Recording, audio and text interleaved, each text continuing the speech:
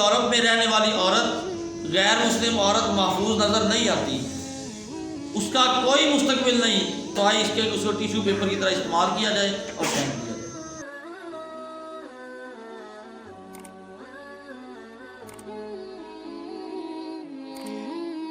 السلام علیکم ورحمۃ اللہ وبرکاتہ۔ ان الحمد للہ وکفیٰ والصلاۃ والسلام علی من لا نبی بعد، اما بعد فاعوذ باللہ السمیع العلیم من الشیطان الرجیم من ہمزہ ونفخہ ونفثہ۔ ان الذین یحبون ان تشیع الفاحشۃ فی الذین آمنوا لہم عذاب علیم فی الدنیا والآخرہ۔ وقال اللہ تعالی فی مقام آخر یا ایھا النبی قل لازواجک وبناتک ونساء المؤمنین یدنین علیہن من جلابیبہن ذالک ادنی ان یعرفن فلا یؤذین وکان اللہ غفورا رحیما۔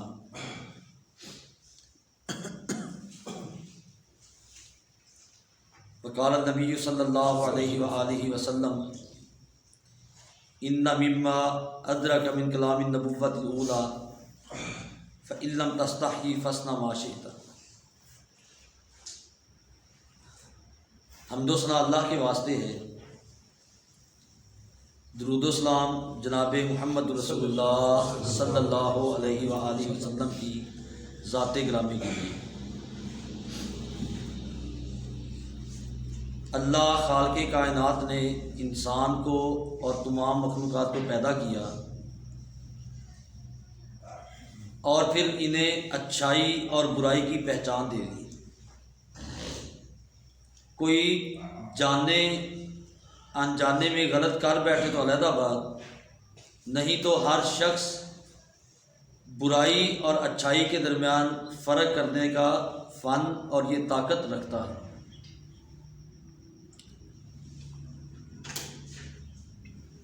یہ معاشرے، یہ افراد جو مل جل کر رہتے ہیں، اس میں اللہ تعالیٰ نے ایک دوسرے کا احساس اور ایک دوسرے کی حیا اور شرم قائم رکھی ہے، ایک دوسرے کا خیال رکھنے کا حکم بھی دیا اور اس کی ایک فطرت بھی بنا دی، اور یہ پھر رشتے ناطے تعلق ان کی بھی ایک حد مقرر کر دی کہ کہاں پر کس طرح کا رشتہ قائم کیا جا سکتا ہے اور کون سا رشتہ قائم نہیں کیا جا سکتا۔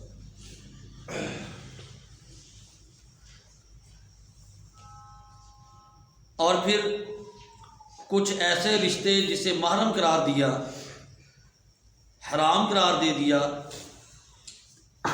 حرمت والے قرار دے دیا، اور کچھ ایسے رشتے جنہیں غیر محرم قرار دے دیا جو حرمت والے نہیں ہیں۔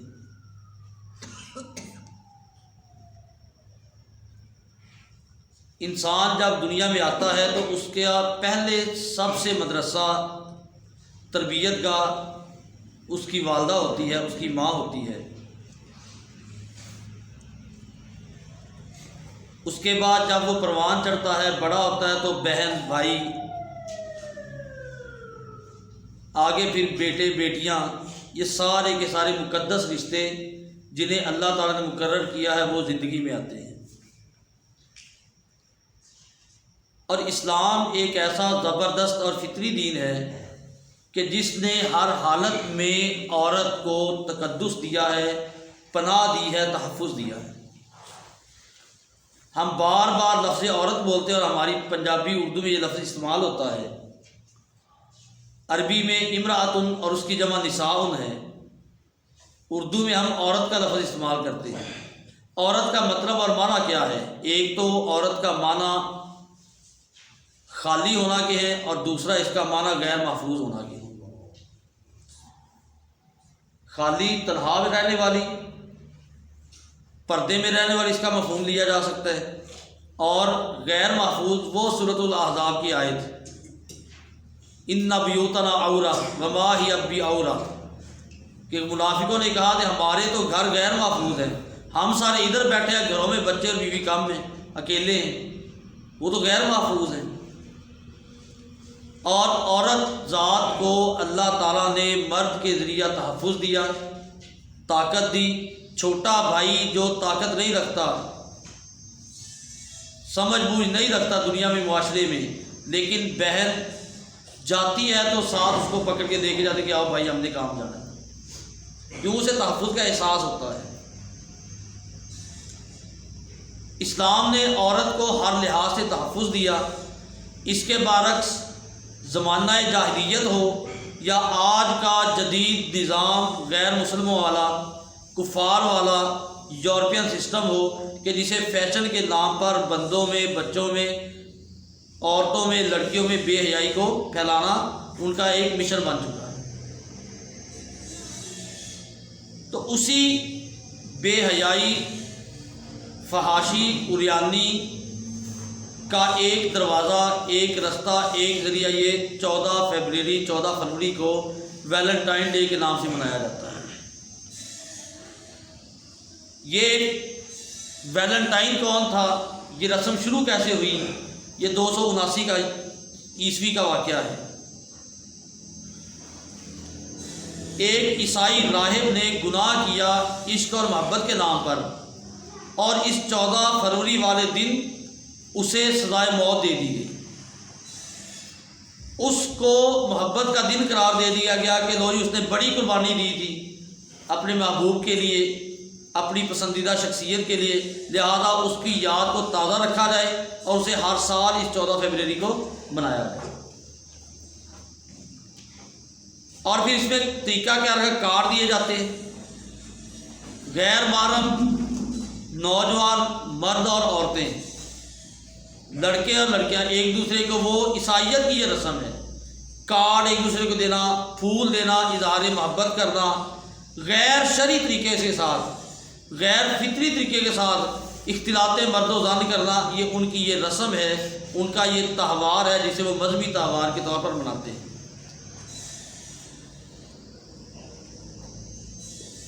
اللہ تعالیٰ نے بھی محبت قائم کی، ماں کی اپنے بیٹے کے ساتھ، اولاد کے ساتھ، باپ کی اپنی اولاد کے ساتھ، خامد کی اپنی بیوی کے ساتھ، وَأَلْقَيْتُ إِلَيْكَ مَحَبَّةً مِّنِّي۔ اللہ تعالیٰ نے آدم و حوا علیہ السلام کے بارے میں فرمایا کہ میں نے ان کے درمیان آپس میں محبت پیدا کر دی۔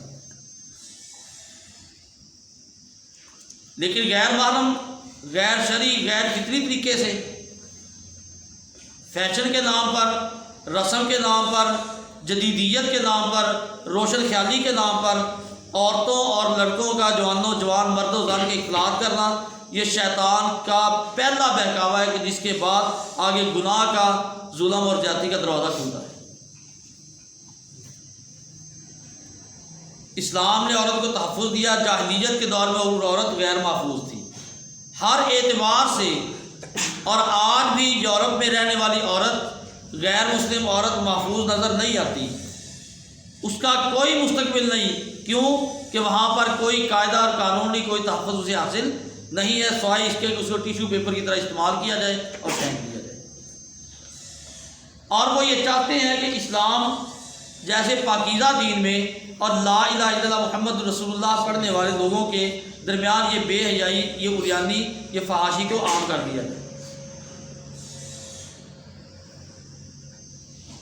جتنے بھی ادوار گزرے ہیں جس میں مسلمان فاتحین نے فتح حاصل کی، غیر مسلموں پر غلبہ حاصل کیا، کافروں کو ناکوں چنے چبوائے، وہاں پر جب انہوں نے ان مصمم ارادہ کرنے رکھنے والوں کو گمراہ کرنے کے لیے سب سے زیادہ استعمال اس بے حیائی عریانی کا کیا عورت کا کیا۔ کیونکہ نبی اکرم صلی اللہ علیہ وآلہ وسلم کا فرمان ہے کہ بنی اسرائیل میں پہلے جو فتنے کی ابتدا ہے وہ عورت کی وجہ سے تھی۔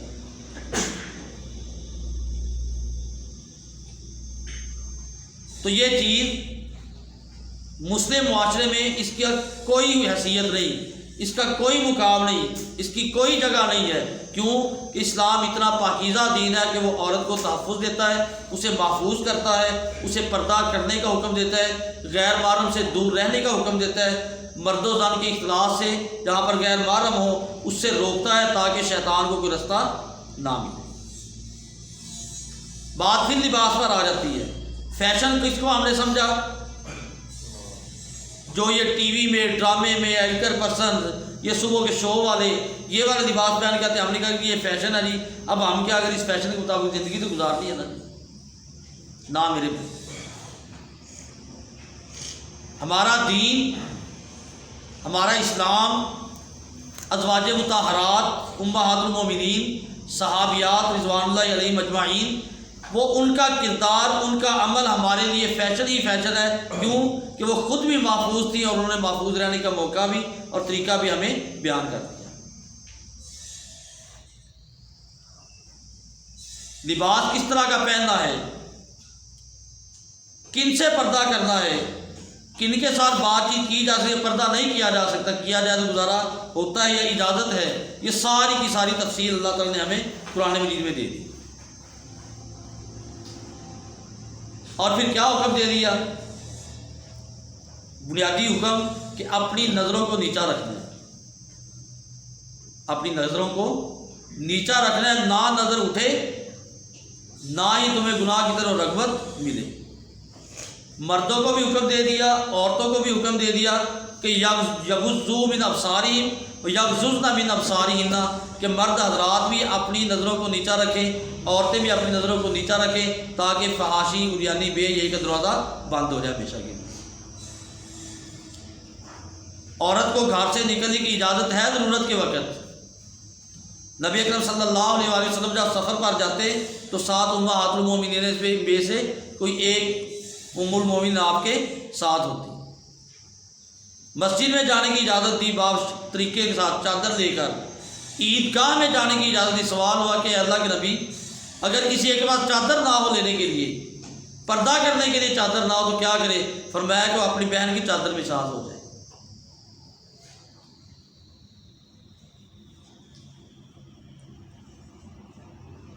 اور یہ غیر مسلم معاشرہ کیا چاہتا ہے کہ کوئی کام ایسا نہ ہو کہ جس میں اسلام جس کا حکم دیتا ہے اس کو توڑا نہ جائے، کوئی ایسا کام باقی نہیں رہنا چاہیے، کوئی ایسی چیز باقی نہیں رہنی چاہیے۔ صحابیات کی سیرت کیا تھی؟ طبرانی کی روایت فرماتے ہیں، بیان کرتے ہیں کہ جب صحابیات گھر سے نکلتی تو اپنے چہروں پر چادر لے لیتی، حتیٰ کہ صرف ایک آنکھ سے وہ دیکھ رہی ہوتی تھی۔ ہمارے برقعے، ہمارے حجاب، ہمارے معاشرے میں جو رائج ہیں، جو ہمارے گھروں میں استعمال ہوتے ہیں، ان میں سے اکثر ایسے ہیں کہ جو حقیقی طور پر پردہ نہیں ہوتا اس سے۔ کیوں کہ وہ بھی ماڈرنزم کے ساتھ ہے، وہ بھی جدید دور کے تقاضوں کے مطابق ہے۔ اس لیے پردہ وہ حکم ہے کہ جس میں سارا جسم عورت کا ڈھکا ہونا چاہیے، جسم کے اعضاء اس کے ظاہر نہ ہو رہے ہوں، ایسا برقع، ایسا لباس اس کا ہونا چاہیے تاکہ کوئی غیر مرد یا کوئی شخص اس کی طرف بری نظر سے نہ دیکھ سکے۔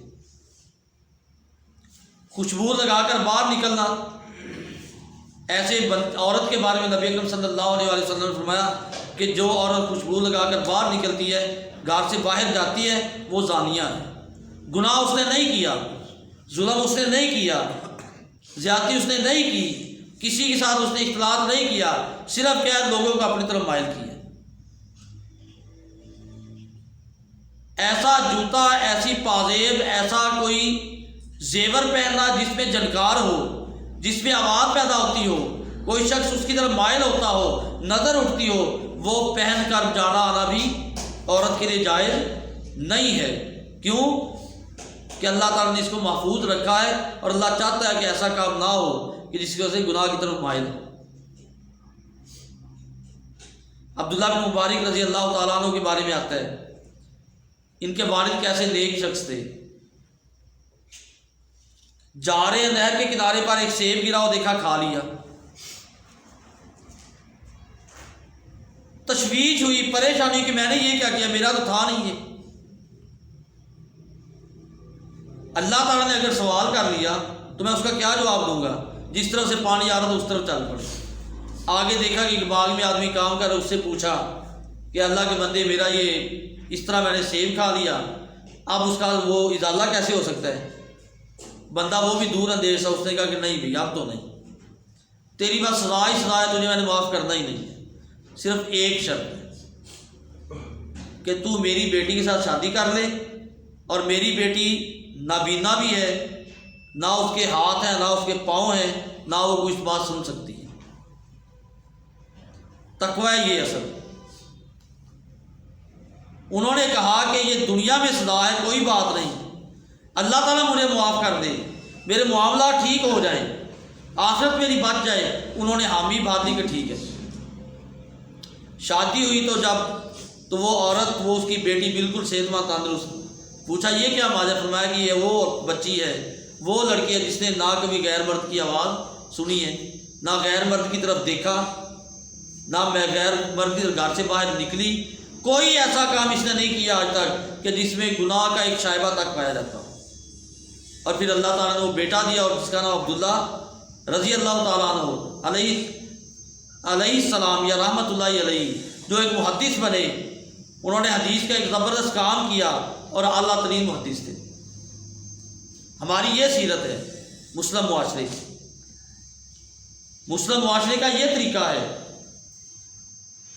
اور جو مدرسہ درسگاہ حیا والی ہوتی ہے، جس میں حیا سکھایا جاتا ہے، شرم کا سبق دیا جاتا ہے، وہ یقیناً معاشرہ ترقی بھی کرتا ہے اور گناہ اور زیادتی سے بھی بچا رہتا ہے۔ اور نبی اکرم صلی اللہ علیہ وسلم کا فرمان کہ ان تہوار کو جو غیر مسلم مناتے ہیں، وہ کسی بھی طور پر شروع کیے گئے، ان کے ساتھ مماثلت نہیں کرنی۔ کیوں کہ من تشبہ بقوم فہو منہم، جو کوئی کسی قوم کے ساتھ مشابہت اختیار کرے گا وہ اسی طرح ہوگا۔ عورت کے بارے میں حکم کیا دیا اللہ تعالیٰ نے؟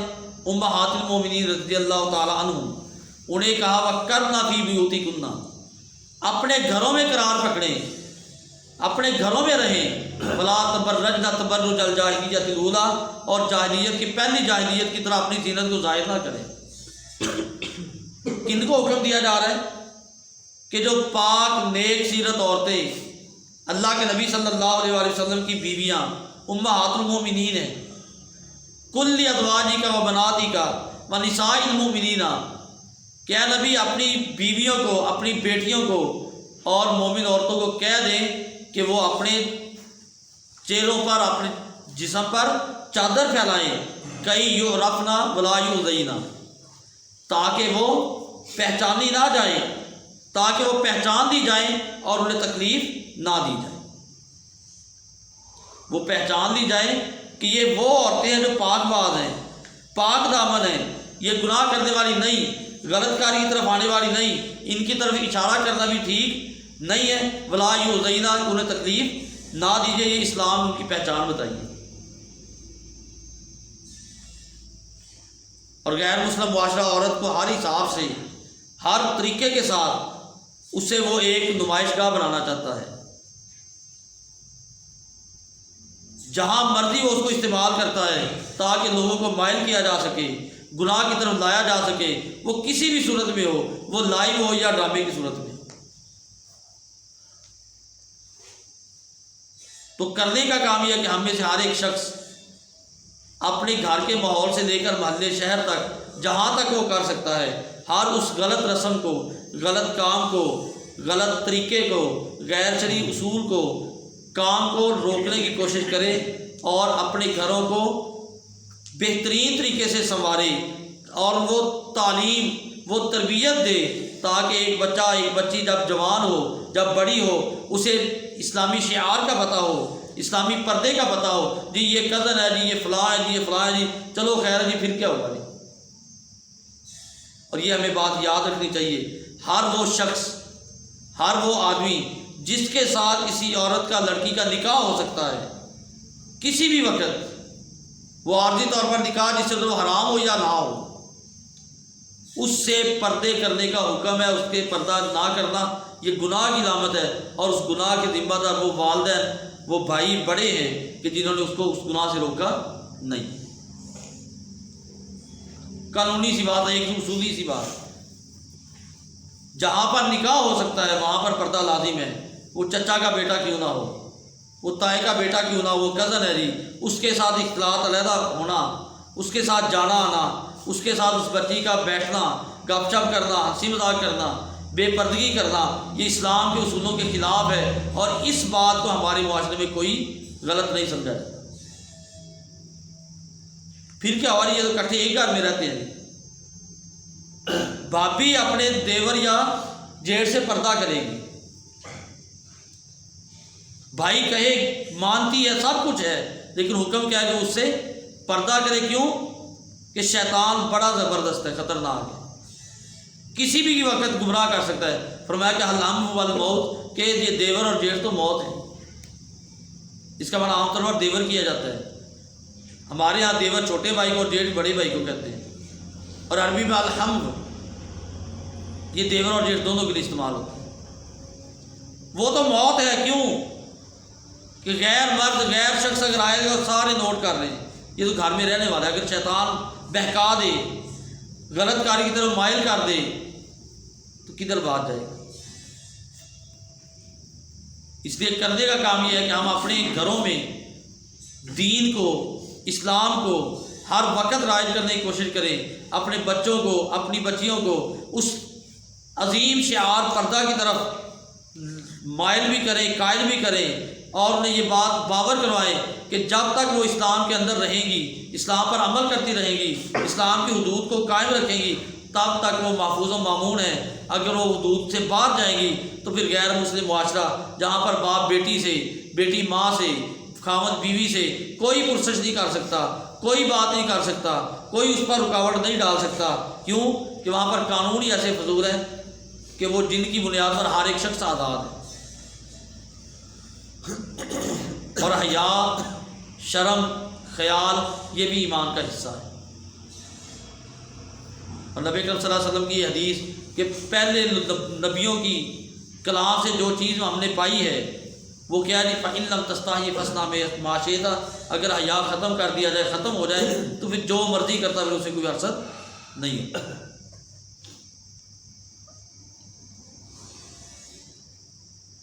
پردہ، حیا سکھانا، اسلامی شعار کی پابندی سکھانا، اسلامی لباس بنانا اور قائم کرنا، اسلامی پردہ رسم و رواج والا نہیں،